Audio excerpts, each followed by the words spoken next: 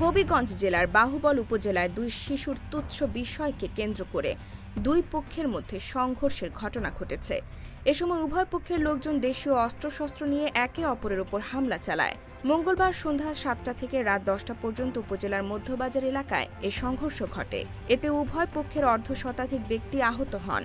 স্থানীয় সূত্রে জানা যায়, উপজেলার বড়ইউড়ি ও বাহুবল গ্রামের দুই শিশুর মধ্যে তুচ্ছ বিষয় নিয়ে বিকেল থেকে উত্তেজনা বিরাজ করছিল। সন্ধ্যার পর উভয় পক্ষ দেশীয় অস্ত্রশস্ত্র নিয়ে মুখোমুখি হলে সংঘর্ষ শুরু হয়। সংঘর্ষের তীব্রতা বাড়লে পুরো এলাকায় আতঙ্ক ছড়িয়ে পড়ে।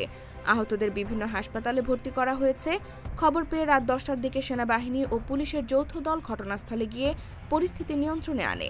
বাহুবল থানার ওসি মোহাম্মদ আমিনুল ইসলাম বলেন, তুচ্ছ ঘটনাকে কেন্দ্র করে সংঘর্ষের ঘটনা ঘটেছে।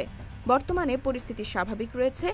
ঘটনায় জড়িতদের চিহ্নিত করে আইনগত ব্যবস্থা নেওয়া হবে।